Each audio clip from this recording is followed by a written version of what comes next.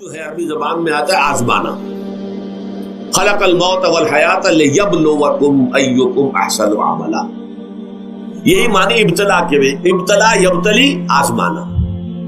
ابلا یبلی جو آتا ہے باب افعال سے, اس میں آتا ہے کسی کو کسی تکلیف میں ڈال کر اس کو نکھارنا, کہ اس کا جوہر نکھر جائے, اس کے اندر جو خیر ہے وہ اور چمک جائے, لوگوں کو بھی معلوم ہو جائے کہ یہ شخص اس مقام کا اہل ہے, اس کے اندر یہ صلاحیت ہے, اس میں یہ قوت موجود ہے.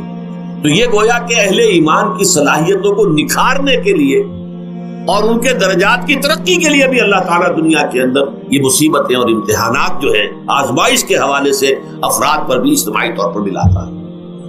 اور ایک اس کا اور بھی ہے, اہل ایمان پر اس طرح کے ابتلا و آزمائش کی ایک نوعیت اور بھی ہے, اور وہ یہ ہے کہ جو بھی آپ سے غیر ارادی طور پر, یا یہ کہ آپ نے کوئی گناہ ارادی طور پر بھی کر لیا, اللہ تعالیٰ اس کی سزا اسی دنیا میں دے کر آخرت کی سزا سے محفوظ کر دے. گویا کہ اس سے بڑا خیر کیا ہوگا. یہاں کی سزا کیا ہے, جھیل لی آپ نے, بخار آ گیا, ٹانگ ٹوٹ گئی, چلیے 3 مہینے آپ بستر پر پڑے رہے نا, اور کیا ہوا, کچھ نہیں. لیکن یہ کہ آخرت کی سزا ملتی ہے, بہت عظیم ہے. لہذا کفارہ بناتا ہے اللہ تعالیٰ ان جو بھی گناہ ہو گئے ہیں, غلطیاں ہو گئی ہیں, ان کا کفارہ اللہ تعالیٰ بندہ مومن کے لیے. حضور کی ایک حدیث ہے, اس کا متن مجھے اس وقت یاد نہیں ہے, کہ مومن کا معاملہ عجیب ہے. اسے کوئی تکلیف پہنچتی ہے, صبر کرتا ہے, اس کے گناہوں کا کفارہ بن جاتا ہے, اور اگر کوئی خوبی ملتی ہے اس پر اللہ تعالیٰ کا شکر ادا کرتا ہے, اس کے درجات بلند ہو جاتے ہیں. تو یہ معاملہ جو ہے اللہ تعالیٰ کی طرف سے بندہ مومن کے حق میں خیر, کہ در حقیقت اس کے ان گناہوں کی پاداش کہ جو اس نے یہاں کر لیے ہیں, یہی دنیا میں دے کر دھو دیا جائے, پاک کر دیا جائے. جیسے آپ کو معلوم ہے دھوبی جو ہے کپڑے کو بھٹی میں چڑھاتا ہے, گرم پانی میں ڈالتا ہے, ڈالتا ہے تاکہ اس کا میل نکلے, اس کے آگے پٹکتا بھی ہے ذرا اس کو تاکہ وہ میل اچھی طرح چھٹ جائے اس سے. اسی طرح اگر دنیا میں ہمارے میل چھٹ جائیں, دنیا میں اگر ہمارے گناہ دھل جائیں, تو یہ بڑے نفع کا سودا ہے, بڑے نفع کا سودا ہے, بڑے نفع کا سودا ہے. اس اعتبار سے آپ غور کیجئے کہ اگر یہ حقائق ہمارے سامنے رہے تو کیا کوئی تکلیف دنیا کی ہمیں بھاری محسوس ہوگی. ہمیں تو بتایا یہ گیا ہے کہ عسیٰ ان تکرہوا شیئا وہو خیر لکم وعسیٰ ان تحبوا شیئا وہو شر لکم واللہ یعلم وانتم لا تعلمون.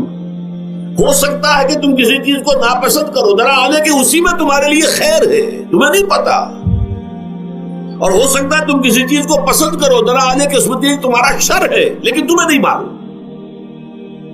اللہ یعلم وانتم لا تعلمون, اللہ جانتا ہے تم نہیں جانتے. اس حوالے سے سبردم بتو مایا خیشرا خدانی حساب کم و بیشرا. اے اللہ, اس کو کہتے ہیں تفویض. یہ سورہ تغابن کے درس میں یہ تمام مضامین تفصیل سے آتے ہیں کہ ایمان کے جو باطنی ثمرات ہیں اس میں سب سے پہلے مقام رضا ہے, پھر تفویض, توکل ہے. آپ محنت کر رہے ہیں, محنت کر رہے ہیں, محنت کر رہے ہیں, نتیجہ نہیں نکلا. ایک نتیجہ یہ نکلے, ایک بچے نے بہت محنت کی, دن رات کام کیا, فیل ہو گیا امتحان میں. اب صدمے سے کمر ٹوٹ سکتی ہے اس کی, لیکن نہیں, ہو سکتا ہے کہ اللہ تعالیٰ نے اسی میں میرے لیے خیر رکھی, اس لیے کہ ہماری محنت سے کچھ نہیں ہوگا, ہمارے مادی وسائل سے کچھ نہیں ہوگا, ہوگا اللہ کے اذن سے, اللہ کی مرضی سے, اللہ کی مشیت سے. یہ ہمارے لیے خاص طور پر اس اعتبار سے بہت اہم نقطہ ہے.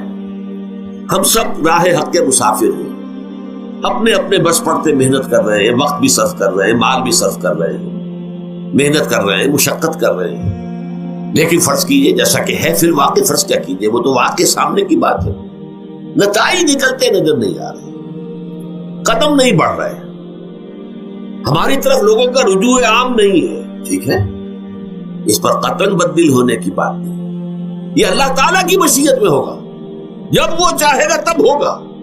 ہمارا کام یہ کہ اپنا فرض ادا کیے چلے گا بس, اور نتیجے سے بالکل ذہن کو اپنے منقطع کر لیں, ذہن کا کوئی تعلق آپ کے نتیجے کے ساتھ نہ رہے. یہ جب تک کیفیت ہماری نہیں ہوگی, ہم اس راہ پر استقامت اور مدام اس پر محنت اور جد و جہد کرنا جو ہے وہ ہمارے لیے ممکن نہیں رہے گا.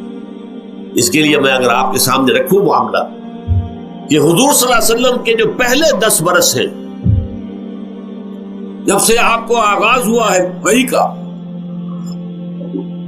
اس کے بعد سے پہلے 10 برس دن رات کی محنت، شدید مشقت، یہاں تک کہ اللہ بھی روک رہا ہے نبی آپ اپنے آپ کو ہلاک کر لیں گے، لعلک باخع نفسک الا یکونوا مؤمنین، کیا آپ اپنے آپ کو اس صدمے میں ہلاک کر لیں گے؟ یہ مان نہیں لا رہے، اس قدر صدمہ۔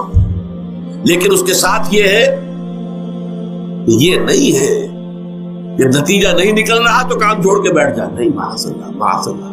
نتیجہ نہ نکلے تو حضرت نوح علیہ السلام کی عمر بھی اگر حضور کی ہوتی 950 برس بھی حضور دعوت دیتے تھے، آپ کا کام تھا، آپ کا فرض تھا۔ حضرت نوح علیہ السلام بھی تو آخر اللہ کے ایک بندے تھے، اللہ کے رسول تھے، 950 برس تک دعوت دی۔ فلبث فیہم 1000 سنۃ الا 50 عاما، یہ تو ہم مانتے ہی نا، اگر قرآن کے اندر نص قطعی صریح الفاظ نہ ہوتے کہ 950 برس تک رہے، ورنہ یہ بات سمجھ سے باہر آتا ہے۔ عام طور پر معلوم ہوتا ہے کہ اس دور میں ابھی عمر میں زیادہ تھی لوگ۔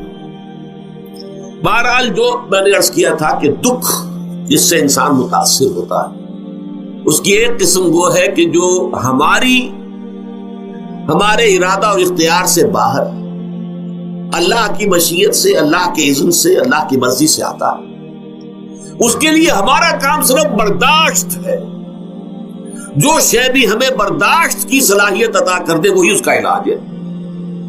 جیسے آپ کو معلوم ہے کہ بخار بہت تیز چڑھا ہوا ہے، اس کی دوا نہیں ہے اسپرین یا کوئی اور پیراسیٹامول، بخار کی شدت کو کم کر دے، وہ کوئی علاج نہیں ہے۔ علاج تو ہوگا اگر معلوم ہو کہ کون سے جراثیم ہے، کس کی وجہ سے ہے، اس کا صحیح اینٹی بایوٹک کون سا ہے، وہ علاج ہوگا۔ یہ علاج نہیں ہے، لیکن اس کی شدت کی کمی اور اس کے اندر جو احساس ہے جھیل جانے کا، وہ انسان کے لیے آسان ہو جاتا ہے۔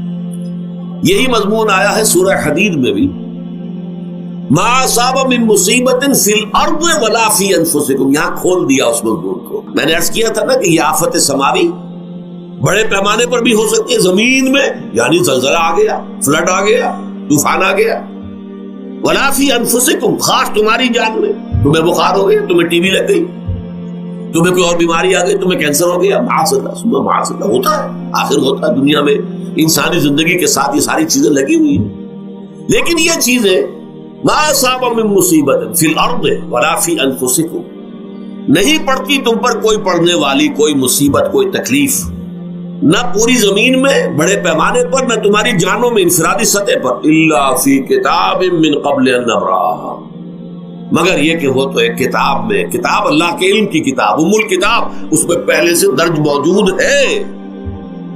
یہ الٹ اپ نہیں ہو گیا، یہ اچانک نہیں ہو گیا۔ آپ اچانک سمجھتے ہیں کہ صاحب میں تو جا رہا تھا، اچانک ٹرک نے آ کے مجھے دھکا مار دیا۔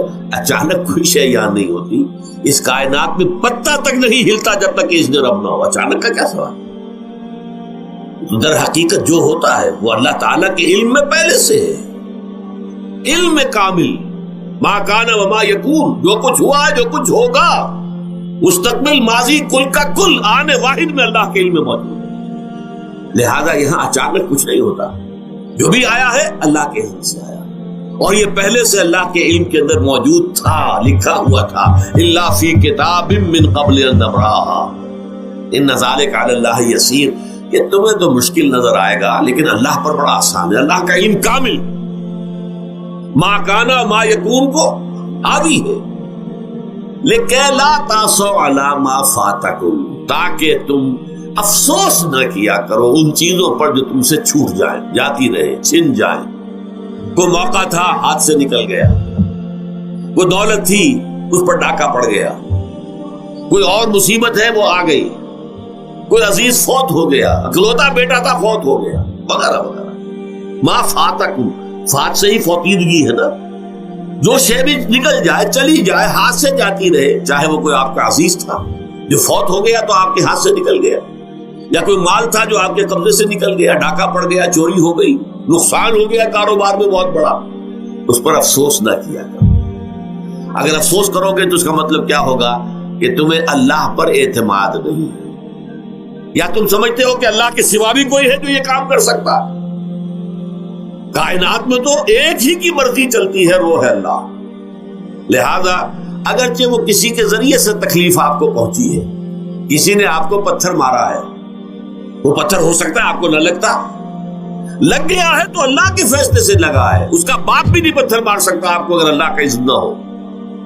لہذا آپ پتھر مارنے والے کو بھی مجرم سمجھیے، ٹھیک ہے، اس سے بھی قصاص لینے کا آپ کو حق ہے، لیکن یہ جان لیجئے کہ جو آیا ہے پتھر وہ اذن رب سے آیا۔